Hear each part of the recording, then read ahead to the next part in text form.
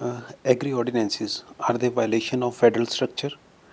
Central government ने recently June 5 2020 को दो ऑर्डिनेंसेस नोटिफाई किए हैं। ये दोनों ऑर्डिनेंसेस एग्रीकल्चर रिफॉर्म से रिलेटेड हैं और ये दोनों ही ऑर्डिनेंसेस किसानों को अपनी क्रॉप जो है फ्रीली सेल करने की परमिशन देते हैं ताकि किसान अपनी क्रॉप का बेस्ट प्राइस ले सकें। ये जो दो ऑर्डिनेंसेस हैं इनको समझने से पहले देखना है कि अपना प्रेजेंट सिस्टम क्या है।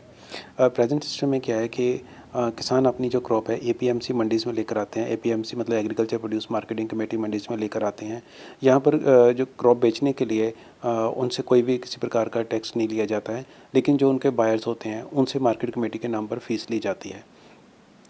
तो ये जो मार्केट कमेटी की जो फ़ीस होती है ये स्टेट गवर्नमेंट के लिए एक रेवेन्यू का इम्पॉर्टेंट सोर्स है। और ये स्टेट गवर्नमेंट इसमें काफ़ी मतलब थाउजेंड्स ऑफ करोड़ रुपीस मतलब स्टेट गवर्नमेंट इसमें एक रेवेन्यू कलेक्ट करती है।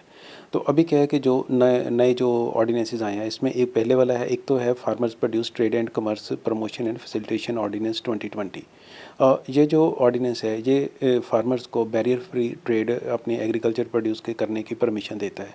मतलब इसका मतलब यह है कि किसान जो हैं अपनी क्रॉप जो है ज़रूरी नहीं है कि एपीएमसी मंडीज़ में बेचें, उनको परमिशन है कि वो एपीएमसी मंडीज़ के बाहर भी जहाँ चाहें वो बेच सकते हैं, क्रॉप अपनी बेच सकते हैं। और सबसे बड़ी बात, जब वो मंडी के बाहर बेचेंगे तो स्टेट गवर्नमेंट इन पे सेल ऐसी जो सेल परचेज मंडी के बाहर होगी इस पे जो स्टेट गवर्नमेंट है किसी प्रकार का टैक्स नहीं लगा सकती, किसी प्रकार की मार्केट फीस नहीं लगा सकती है। तो ये ऑर्डिनेंस का पर्पस इसलिए है कि ताकि जो किसान है अपनी जहाँ चाहे फसल बेच सके और जहाँ पर उसको बेस्ट प्राइस मिलता है ये ले सके। दूसरा ऑर्डिनेंस ये है कि farmers empowerment and protection agreement on the price assurance and the farm services ordinance 2020। ये जो ऑर्डिनेंस है ये किसानों को अब बायर के साथ डायरेक्ट डील करने की परमिशन देता है। मतलब कि अपनी जैसे फूड इंडस्ट्री के जो फूड प्रोसेसिंग इंडस्ट्री है या होल सेलर्स हैं एग्रीकल्चर क्रॉप्स के, या लार्ज रिटेलर्स हैं, या एग्रीकल्चर प्रोडक्ट्स के जो एक्सपोर्टर्स हैं, इनके इनके साथ जो है वो फार्मर इनके साथ क्रॉप बिजनेस से पहले ही मतलब एडवांस एग्रीमेंट कर सकता है। क्रॉप बिजनेस से पहले एडवांस एग्रीमेंट कर सकता है, डील कर सकता है। और उसमें क्या है कि वो पहले ही फिक्स कर सकता है कि मैं ये क्रॉप किस कीमत पर आपको बेचूंगा। मतलब at the pre agreed price, वो पहले ही प्राइस एग्री हो जाएगा कि जब क्रॉप तैयार हो जाएगी तो किस कीमत पे ये खरीदी जाएगी। अच्छा, अब ये ऑर्डिनेंसेस दोनों देखने को तो ऐसे ही लगता है कि दोनों जो हैं किसानों को अपनी क्रॉप का बेस्ट प्राइस लेने में हेल्प करेंगे, लेकिन इसको काफ़ी क्रिटिसाइज़ किया जा रहा है। और क्रिटिसिज्म जो है ख़ास करके स्टेट गवर्नमेंट बहुत ज़्यादा क्रिटिसाइज़ इनको कर रही हैं। तो स्टेट गवर्नमेंट का एक तो कारण ये है कि स्टेट गवर्नमेंट का एक तो ये कहना है कि agriculture is a state subject. तो कॉन्स्टिट्यूशन के अकॉर्डिंगली सेंट्रल गवर्नमेंट जो है इस पे ऑर्डिनेंस नहीं ला सकती है।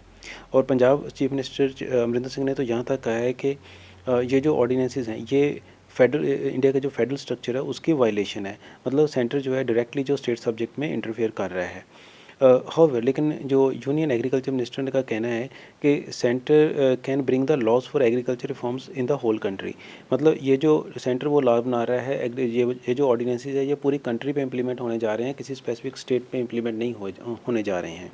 तो यूनियन को कोई भी लॉ जो कि पूरे कंट्री पे इम्प्लीमेंट होना है तो वो बनाने का अधिकार है। Secondly, with these ordinances states are going to lose a big source of revenue. अभी क्या है कि जो एपीएमसी मंडीज़ है जहाँ पर जो किसान अपनी क्रॉप लेकर आता है यहाँ पर जो किसान से कोई भी फ़ीस नहीं ली जाती, लेकिन जो बायर्स होते हैं वो उनसे मार्केट फ़ीस ली जाती है और ये मार्केट फ़ीस जो है ये स्टेट गवर्नमेंट के ख़जाने में जाती है। तो अभी क्या है कि जो प्रेजेंट सिस्टम है इसमें एपीएमसी मंडीज़ में क्रॉप बेची जाती है तो मार्केट फ़ीस के थ्रू स्टेट गवर्नमेंट काफ़ी रेवेन्यू कलेक्ट करती है। जैसे पंजाब गवर्नमेंट ही पंजाब की मंडी में दो क्रॉप्स आती हैं, रबी की आती है, खरीफ की आती है। तो एक अभी और जो एक सीज़न की जो क्रॉप होती है उस पर 2500 से लेकर 3000 करोड़ तक रेवेन्यू कलेक्ट हो जाता है। अगर दोनों ही रबी और अपनी खरीफ दोनों की क्रॉप्स को कंबाइन किया जाए तो एक साल में जो स्टेट गवर्नमेंट है 5000 करोड़ रुपीज़ का रेवेन्यू जो है उनको कलेक्ट होता है। लेकिन ये जो ऑर्डिनेंस है, ये वाला जो farmers produce trade and commerce promotion and facilitation ordinance 2020 है, इसमें ये किसानों को अधिकार देता है कि वो मंडी के बाहर भी अपनी क्रॉप बेच सकते हैं, और जब वो बाहर बेचेंगे तो स्टेट गवर्नमेंट को ऐसी सेल परचेज पर किसी प्रकार का फीस, टैक्स या रेवेन्यू जो है वो कोई भी टैक्स लगाने का उनको अधिकार नहीं होगा। तो इससे क्या है कि स्टेट्स जो है अपनी एक इनकम का बहुत बड़ा सोर्स है, they are going to lose the big source of their income. कुछ लोग इसलिए भी इसको क्रिटिसाइज़ कर रहे हैं ऑर्डिनेंसेस को, कि ये जो ऑर्डिनेंसेस हैं this will lead to the establishment of several small private mandis. तो जैसे सपोज मान लीजिए कि बड़े बड़े घराने हैं, जैसे रिलायंस है, टाटा है, या मान लीजिए फ्यूचर ग्रुप है, ऐसे बड़े बड़े घराने अपनी अपनी मंडीज़ इस्टेब्लिश कर सकते हैं। सपोज़ वो अपनी अपनी मंडीज़ इस्टेब्लिश कर लेते हैं, तो क्या है कि जो सरकारी मंडीज़ हैं, जो उनकी होल्ड है वो ख़त्म हो जाएगी ऑलमोस्ट। तो उसमें क्या है कि ये इस बात का ये भी इसमें अंदेशा लगाया जा रहा है कि जो प्राइवेट मंडी ऑपरेटर अगर चाहें तो वो होर्डिंग के थ्रू अपनी आर्टिफिशियल किसी भी क्रॉप की आर्टिफिशियल स्कार्सिटी प्रोड्यूस कर सकते हैं, और जिससे जो क्रॉप के जो प्राइस हैं वो आर्टिफिशियली बहुत ज़्यादा बढ़ जाएंगे। तो इससे इन्फ्लेशन जो है वो काफ़ी बढ़ सकती है। लेकिन according to farmers and according to farmers empowerment protection agreement on the price insurance and farm services ordinance 2020, इसमें सेकंड जो ऑर्डिनेंस है, इसके अनुसार जो फार्मर्स हैं वो अपने बायर्स के साथ डायरेक्ट एग्रीमेंट कर सकते हैं, और पहले ही प्राइस फिक्स कर सकते हैं क्रॉप बेचने से पहले ही, कि हम अपनी जो क्रॉप है आपको किस रेट पे बेचेंगे, जब फसल तैयार हो जाएगी तो किस रेट पे बेचेंगे। लेकिन जो लोग इसको क्रिटिसाइज़ कर रहे हैं वो इस पे से क्रिटिसाइज़ कर रहे हैं कि एक्चुअली कि ये जो ऑर्डिनेंस है इसमें क्या है कि एमएसपी को एंड करने की जो जड़ें हैं, रूट्स हैं, वो इसमें है। क्यों? एट प्रेजेंट क्या है कि गवर्नमेंट जितनी भी मेन क्रॉप्स हैं उनके लिए मिनिमम सपोर्ट प्राइस अनाउंस करती है, मतलब और मिनिमम सपोर्ट प्राइस एक जो है वो क्रॉप के बिजाई सीज़न से पहले ही अनाउंस कर दिए जाते हैं, कि गवर्नमेंट जो है अब किसान को श्योरिटी होती है कि अगर मैं फसल अपनी बेचने जा रहा हूँ तो फसल तैयार हो जाएगी, तो कम से कम गवर्नमेंट है इस एमएसपी पे, मिनिमम सपोर्ट प्राइस पे मुझसे ये क्रॉप तो खरीद ही लेगी। तो एक तरीके से फार्मर को अश्योरिटी होती है, और ये फार्मर के लिए बहुत बड़ा बेनिफिट होता है।